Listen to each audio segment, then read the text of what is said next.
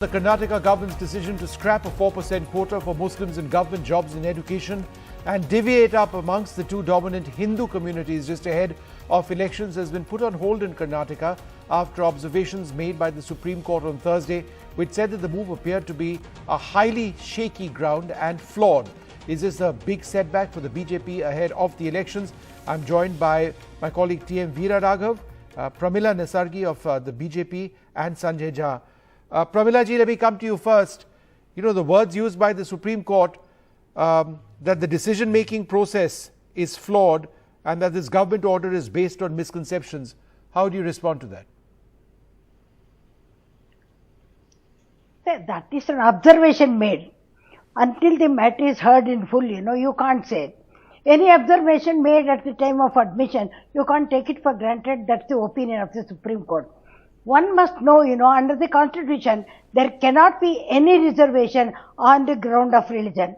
Even during the Constitutional Assembly debates and subsequently thereof, whether it be it Mahatma Gandhi or be it B.R. Ambedkar, none of them recommended reservation on the ground of religion.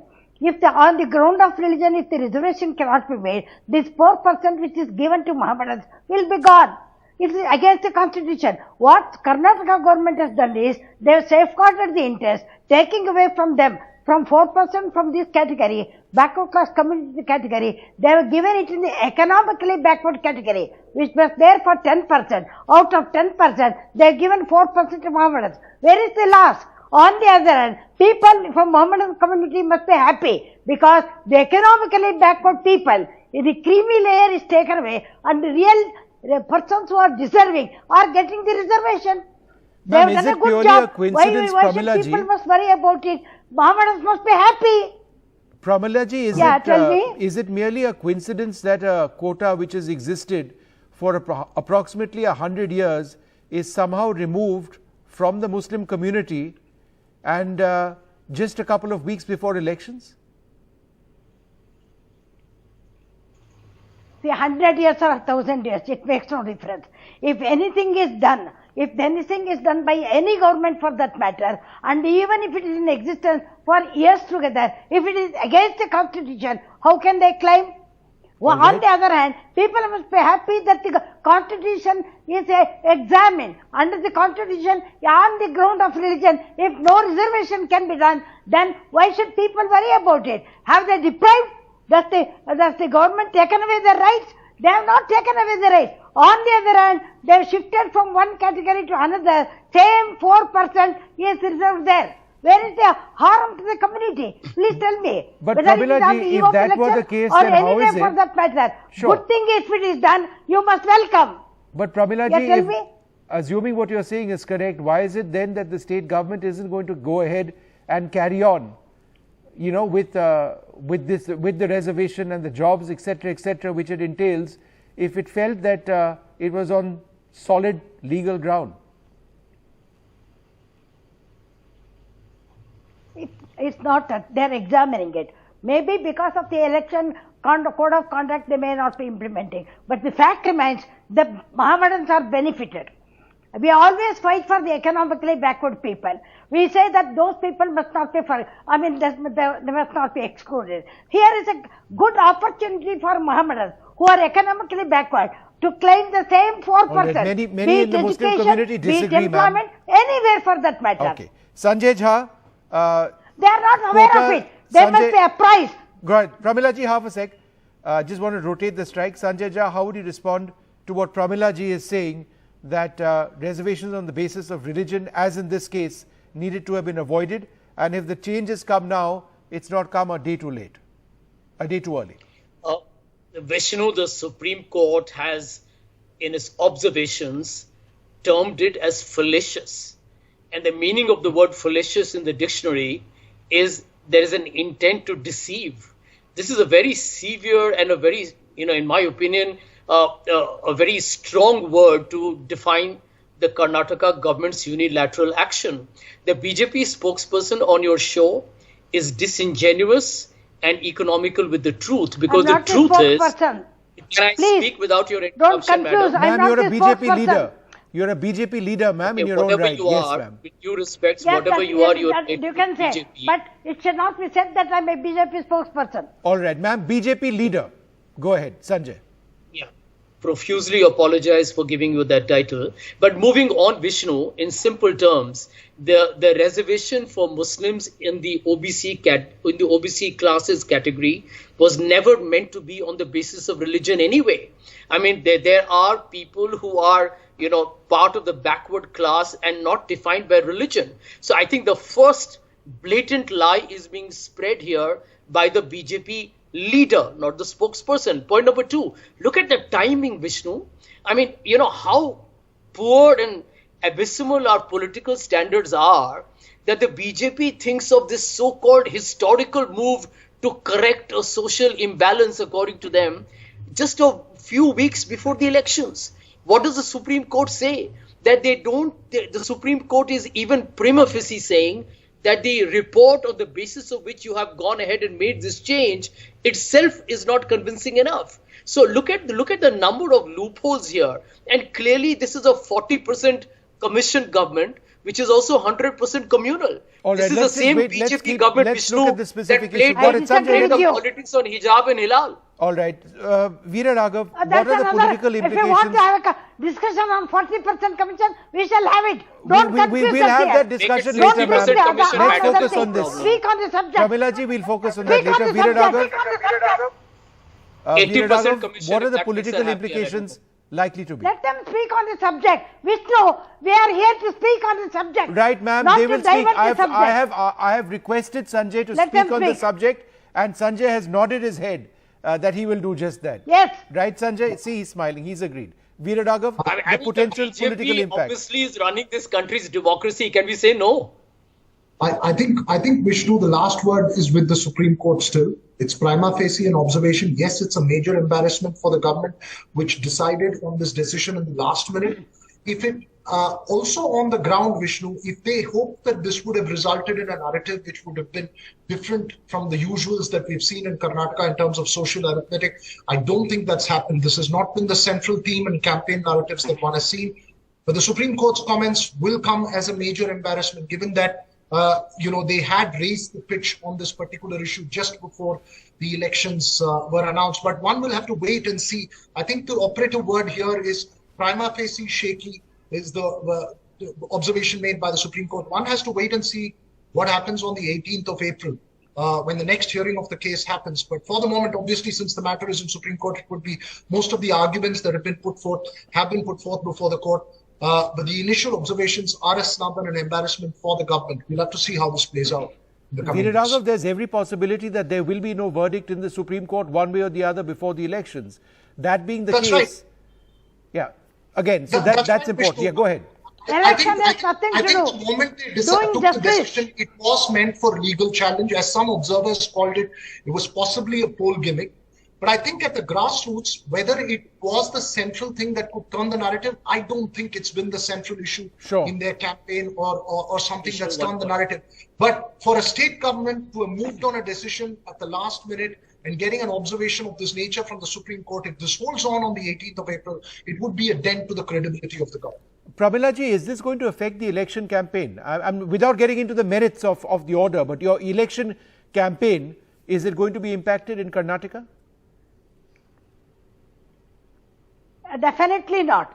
People of Karnataka know what our government is, what BJP has been doing. It is doing good for the country and also for in particular in state. See, what was the demand made by the Pancham Saris how many years back when Vakaligans were asking for the higher reservation? Is it now on the election day? No. For the years together their demand was there. The previous government did not do it. The matter was pending in the High Court. Once the stay is vacated, government has taken action. Where is the question of election? Election or no election? Giving benefit and doing justice to the people can be done at any time.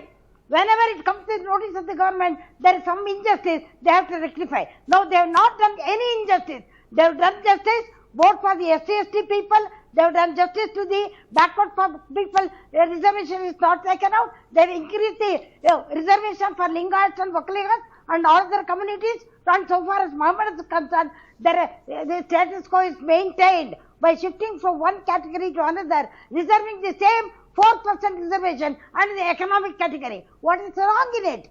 Then what was the need to change it if members of the Muslim community were, if members of the Muslim community were gaining in the existing system, then what was the need to change it? If it wasn't to alter the poll arithmetic before the elections through an effort at communal polarization? I tell you, no. I tell you, need for change was because we found that the reservation made was against the constitution. Myself and you and every one of the citizens, including the High Court judges and the Supreme Court judges, are bound by the constitution. And Muhammadans are also equally citizens of this country. They are entitled for reservation, but not under the ground of their religion. That is what has been set right. Okay. Records have been set right and they have been given the same benefits. All they are right. getting all the benefits. All right. All Okay, before so they just a must be shifting happy around of the because reservations economically ahead of people elections. are given preference. Fair enough. Sanjay Jha, you had a point. Go ahead. Vishnu, let me tell you, the BJP's ugly and brazen polarization strategy has boomeranged on it. And the opposition parties don't have to talk about it. The Supreme Court's observations today, I think, are damning. Because I'll tell you what has happened. It's not just the Muslims who are being actually marginalized in part of the BJP's usual communal politics. Today, the Vokaligas and the Lingayats in Karnataka know that they were being manipulated just because the BJP wanted to use them to get their votes over the next couple of weeks. It's shameful, it's repugnant, it's reprehensible, and I think this is, I'm not going to say 40% commission, this is 100% shamelessness, and the BJP today stands exposed. We'll wait till the April 18th and see what the Supreme Court has to finally say, if at all the final verdict comes on the day. Shame on you, Mr. Sanjay Hegde, shame on you. For using the word shame. My name is you, Jha, I I'm say, not, shame on you I'm neither a and your spokesperson nor a observation. leader here. And your observation. Veera Raghav, is this going to play out in a very big way with the Congress in the state tomorrow? Is this issue which has come up in the Supreme Court, the observations of the Supreme Court, is this going to be a major factor in the election campaign, irrespective of which way it goes ultimately? I think, Vishnu, even after the decision was announced, you didn't see too much of a reaction or a protest or anything to counter that decision, because I think there was a fear, there was a feeling that the more you narrate or more you speak about this decision, the narrative revolves around it. So I think Congress has diligently skirted that issue. I would expect them to skirt that again further in the poll campaign as it comes out. As I said, I think that since the start of this decision, since this decision was announced, there was a sense that this will be challenged in the courts and the courts will have the last word on it. Sanjay Jha, would you agree with Veera Raghav over there that it's never really been in the interests of the Congress? And I know you don't speak for the Congress party, but you've been with them for a very long period of time. Do you believe that the Congress wouldn't really like to overtly refer to what has happened in the Supreme Court because it wouldn't necessarily work to their benefit in this election campaign? Vishnu, let me tell you that at the moment, based on what I'm hearing, the Congress seems to be distinctly ahead in the polls. But remember that when the BJP did this sudden dramatic removal of the Muslims from the OBC quota, the Congress was very categorical. Both Mr. D.K. Shiv Kumar as well as Siddaramaiah openly said that this was communal, this was deliberate, and this was unconstitutional. So I do believe that the Congress has taken a clear position. And I think in politics, the time has come when you go to stand up for the principles that you believe in. And I know the Karnataka population, I know it's not just the cities as well, that people there are smart, they are very aware, they are extremely conscious of what's really going on. They have seen the hijab and the halal politics that the BJP has tried. And they've seen the corruption, the Ishwarappa corruption. They've seen what's going on in this, what they call as the PCM or the 40% commission Again, government. I'm sorry diverting. to offend the lady here, Mr. but that's a fact. Do you want can't the run subject to be government. diverted? You can't come to the channel I am and a shout. game. We'll discuss. Facts don't change. What's the corruption? What's the case Facts pending don't before change. Lokaयुಕ್ta? Facts Does don't Sanjay change. Hegde know? What's the corruption against Siddaramaiah? Are you aware of it? Why do you want to talk Are you about aware these of the things here? commission, We talk the about the charges subject, against whether Mr. reservation Yediyurappa? is good or bad, Against whether Yeshwant it's done according to the Yediyurappa? constitution or not. Don't divert. aware of We know. fake I am news that from were Karnataka. found in I know MLA. what people in Karnataka know about it. Sanjay, the Madam, point take a is that deep if you breath, get into an Baba Ramdev, allegation of breath, corruption, relax. then, it comes from, it goes to both sides. Well, Vishnu, no need for whataboutery. Charges have been made in the past, one against the other. But the truth remains that this government is likely to be voted out because it is considered to All be right, the most. we'll see what finally happens. I think, Since Veera Raghav, 1957. another important point, Yeah, and Pramila ji, your I'll get your perspective on this imagination. as well. The court Wishful also thinking. notes that the Karnataka government's decision has exceeded the 50% ceiling on reservations, Yeah. which the Supreme Court had ruled on. Now, that's a critical technical point. Therefore, is this not, don't legal experts actually say that this is destined to fail just on the basis of the law as it exists now? That's right. This has been the argument, but it would be unfair on our part, given the fact that the matter is before the Supreme Court, to raise this issue. But the court has pointed this out. I think the prima facie flawed argument comes from that when they look at it, and I think it's important that this is debated in substance. But since the matter is before the courts, one has to. That's why, Vishnu, I'm saying that it's very important to wait till the 18th of April to see what the courts decide on this matter. Pramila ji, just on a technicality, the fact that this new quota, the readjustment of quotas would mean that the 50% ceiling would be breached, doesn't that essentially mean that, and this is the observation of the Supreme Court, that this is destined to fail? Let us wait and see how much in Tamil Nadu it is breached. What has happened in Maharashtra reservation? Let us know. Whether the states have the power or not, let us see. We are not shirking about it. We want to do justice to the people, including the Mohammedans. That is what we have been doing it. Does the Congress say that we do not want reservation and exceeding the reservation for Lingayats and Vakalikas? Let them say so. Do they not want internal reservation in the SC/ST people? Let them say that we do not want to give it. Let them openly come out in the election propaganda. Okay. Let us see. If they say that they, I think the key point over here, Pramila ji, and again, Lingayats and Vakalikas, let them come out. Pramila ji, one second, let's Let see. us I know just want to what the wrap stand this is. up by also making mention of another point that the Supreme Court has said. The court said that any breach of this 50% limit will require extraordinary circumstances and exceptional reasons. I suspect these are the grounds on which this is going to be heard or argued in court. Let's see when that finally takes place. I'd like to thank you all very much for joining us.